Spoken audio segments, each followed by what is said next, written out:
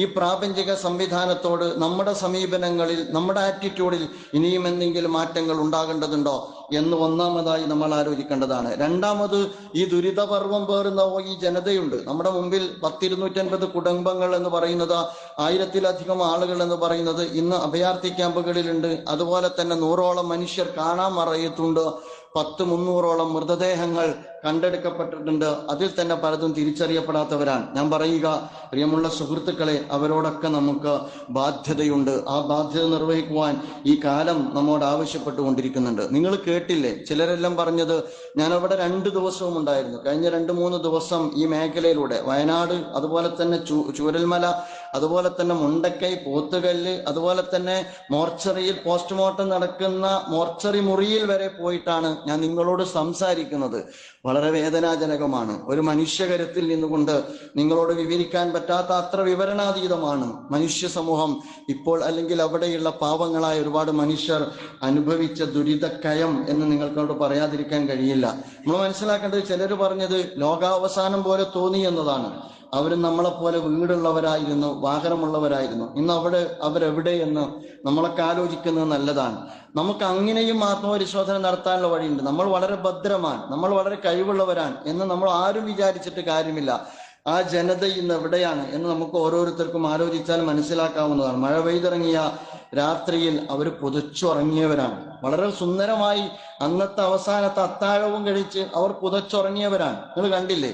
16 കുടുംബം. ആ കുടുംബത്തിന്റെ ഫോട്ടോ കണ്ടപ്പോൾ വല്ലാതെ നെഞ്ഞി പടച്ചു. ആ 16 കുടുംബം, കൊച്ചുകുട്ടികൾ ഉൾപ്പെടെ, അവർ മണ്ണിനടിയിലാണ്. ഒരാൾ പോലും അവശേഷിക്കാത്ത വിധത്തിൽ എന്ന് നമ്മൾ മനസ്സിലാക്കണം. പാതിരാവിൽ ഓരോരുത്തരും പറയുന്ന കഥ, അവർ ഇരുട്ടിൽ നെട്ടോട്ടം ഓടിയവരാണ്. ആനയുടെ മുമ്പിൽ ചെന്നുപെട്ടവരുണ്ട്. മാത്രമല്ല കെട്ടിടത്തിന് മുകളിൽ കയറിയവരുണ്ട്. ഞാൻ അഭയാർത്ഥി ക്യാമ്പിൽ ചെന്നപ്പോൾ ഒരു വിഭാഗം പറഞ്ഞത്, ഞങ്ങൾ ഒരു ഭാഗത്ത് കയറി നിൽക്കുമ്പോൾ കെട്ടിടത്തിന്റെ മുകളിൽ കയറുന്നത് ഞങ്ങൾ കാണുന്നുണ്ട്.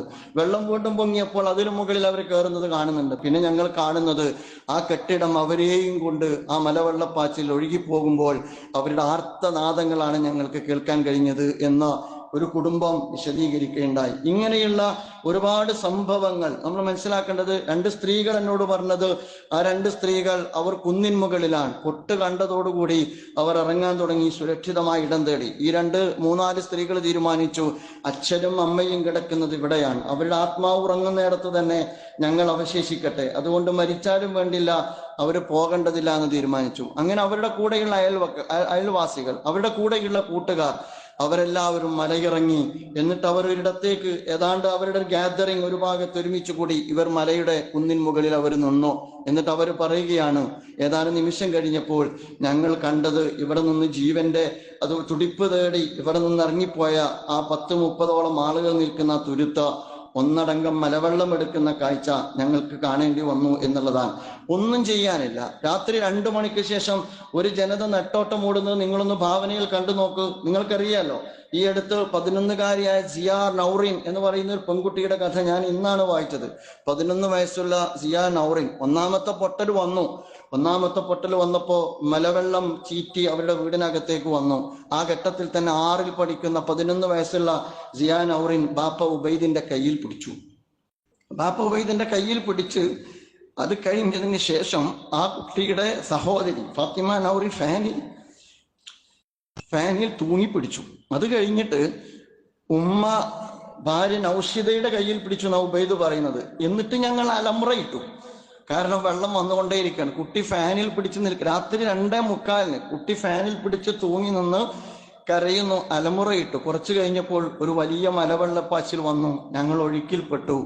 എന്നിട്ട് പിന്നീട് ആ സിയാ നൗറിൻ എന്ന് പറയുന്ന ഉബൈദിന്റെ കയ്യിൽ നിന്ന്, ഉപ്പാന്റെ കയ്യിൽ നിന്ന് കൈവിട്ടു പോയ ആ പൊന്നുമോളെ കിട്ടുന്നത് നിലമ്പൂരിൽ നിന്നാണ്. ഞാൻ പറയുന്നത്, ഇത്തരത്തിലുള്ള ഒരുപാട് പരീക്ഷണ മുഖങ്ങൾ നമ്മുടെ മുമ്പാകെ നമ്മൾ കാണുകയാണ്. നിങ്ങൾ ആലോചിച്ച് നോക്ക്, മണ്ണോട് ചേർന്ന് വാരിപ്പുണർന്ന് കിടക്കുന്ന മൃതദേഹങ്ങൾ കാണുന്നുണ്ട്. അതുപോലെ തന്നെ കസേരയിൽ ഇരിക്കുന്ന സ്വഭാവത്തിൽ കാണുന്നുണ്ട്. ഞാൻ പറഞ്ഞു വരുന്നത്, പ്രിയമുള്ളവരെ, ഈ ജനതയോട് നമുക്ക് ബാധ്യതയുണ്ട്, ഇവരോട് നമുക്ക് കടപ്പാടുണ്ട്. ഇവരെ വീണ്ടെടുക്കേണ്ടുന്ന ഉത്തരവാദിത്വം നമുക്കുണ്ട്. 50-ലധികം മൃതദേഹങ്ങൾ വന്ന, അതുകൊണ്ട് 10-60-ലധികം മൃതദേഹങ്ങൾ വന്ന സ്ഥലത്ത് ഞാൻ പോയിരുന്നു. അഥവാ പോത്തുകല്ല് ഭാഗത്ത് എൻ്റെ തന്നെ സഹപ്രവർത്തകർ മാത്രം നടത്തിക്കൊണ്ടിരിക്കുന്ന റിലീഫ് പ്രവർത്തനത്തിന്റെ റിവ്യൂ ഞാൻ നടത്തി. ടീം വെൽഫെയറിന്റെയും അതുപോലെ തന്നെ IRWന്റെ ഒക്കെ പ്രവർത്തകരുടെ കൂടെ ഇരുന്നപ്പോൾ അവർ പറഞ്ഞത്, ഞാൻ നെട്ടിപ്പോയ കാര്യമാണ്, ഞങ്ങൾ ഇന്നോ ഏതാണ്ട്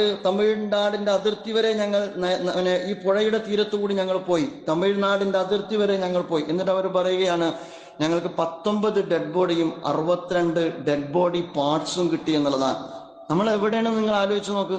നമുക്ക് പറയാൻ പോലും അറക്കുന്ന മടിക്കുന്ന കാര്യങ്ങൾ നമ്മൾ വിലയിരുത്താൻ 19 ഡെഡ് ബോഡി കിട്ടി, അതുപോലെ തന്നെ 62 ഡെഡ് ബോഡി പാർട്സ് കിട്ടി എന്നുള്ളതാണ് പറഞ്ഞത്. മാത്രമല്ല അത് നിങ്ങൾ മനസ്സിലാക്കണം, എൻ്റെ ഒരു സുഹൃത്ത് പറഞ്ഞത്, ഞാൻ ഈ പുഴയുടെ ഈ തീരത്ത് നിന്നാണ് ഒരു കരള് ഞാൻ കയ്യിലെടുത്തത്. കരള് കയ്യിലെടുക്കുന്ന, മനുഷ്യന്റെ ചെവി കയ്യിലെടുക്കുന്ന, കാല് കയ്യിലെടുക്കുന്ന ഒരു യുദ്ധഭൂമിക്ക് സമാനമായ ഒരു അവസ്ഥ നിങ്ങൾ ആലോചിച്ച് നോക്കുക. ഇനിയും 100 പേര് വരാനുണ്ട്.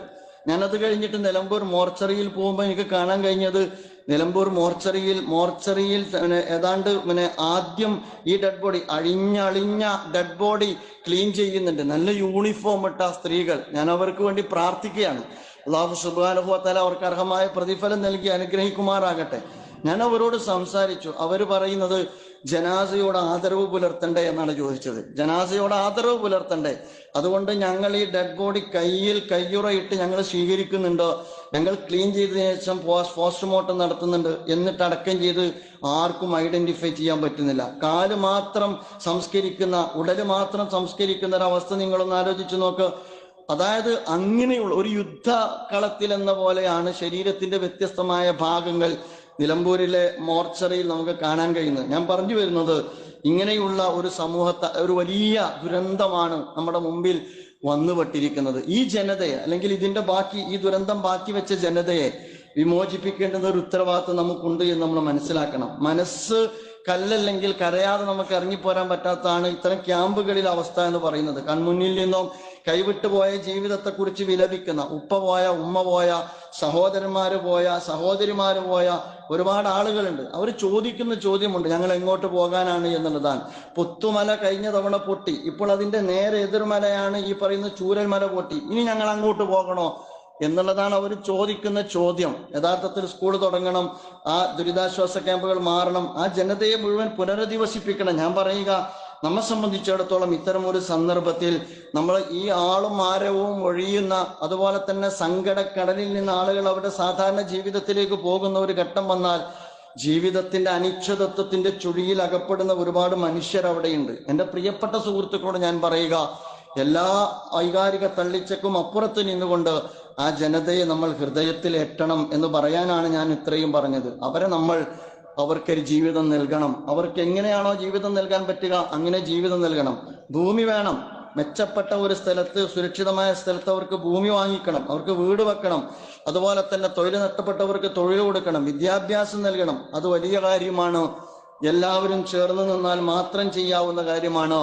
അത്തരം വളരെ പ്രധാനപ്പെട്ട ഉത്തരവാദിത്തങ്ങളിലേക്ക് നമ്മുടെ എല്ലാം ശ്രദ്ധ ചെല്ലണമെന്നാണ് ഞാൻ സൂചിപ്പിക്കാൻ ആഗ്രഹിക്കുന്നത്. ഗവൺമെന്റിന്റെ ഭാഗത്തിൽ നിന്നുള്ളത് ഗവൺമെന്റിന്റെ ഭാഗത്തിൽ നിന്ന് ആവശ്യപ്പെട്ടുകൊണ്ടേയിരിക്കുകയും ഗവൺമെന്റിനെ കൊണ്ട് അത് നിർവഹിക്കും വിധം സപ്പോർട്ട് കൊടുക്കുകയും ചെയ്യണം. അതേസമയം ഇതുപോലുള്ള ഒരു വലിയ ഡിസാസ്റ്റർ കേരളം ഇതുവരെ മറികടന്നത് ഗവൺമെന്റ് സംവിധാനത്തിലൂടെ മാത്രമല്ല, ഏറ്റവും നല്ല എക്സ്പീരിയൻസ്ഡ് ആയ ഒരുപാട് സംവിധാനങ്ങൾ ഈ കേരളീയ സമൂഹത്തിൽ തന്നെ പ്രവർത്തിച്ചു കൊണ്ടിരിക്കുന്നുണ്ട്. അത്തരത്തിൽ വിശ്വസ്തമായ ഏജൻസികളെ സമീപിച്ച് ഇടനിലക്കാരില്ലാതെ തന്നെ ധാരാളമായി നിർവഹിക്കാൻ നമുക്ക് കഴിയാവുന്നതാണ്. അപ്പൊ ആ ഒരർത്ഥത്തിൽ ഭവന നിർമ്മാണം ഉൾപ്പെടെയുള്ള ഒരുപാട് പദ്ധതികളിലേക്ക് ആ ജനതയുടെ ജീവിതത്തെ തിരിച്ചു കൊണ്ടുവരുന്നിടത്തേക്ക്, എന്നാലും അവരുടെ ശരീരമാണ് തിരിച്ചു വരിക, അവരുടെ മനസ്സെന്നാണ് ജീവിതത്തിലേക്ക് തിരിച്ചു വരിക എന്ന് അവരുമായി സംസാരിച്ച് എനിക്ക് പോലും പറയുക സാധ്യമല്ല. കാരണം അവരുടെ മനസ്സിലെ തേങ്ങലടങ്ങാൻ കാലങ്ങൾ എടുക്കുമെന്ന് വിശ്വസിക്കുന്ന വ്യക്തിയാണ് ഞാൻ.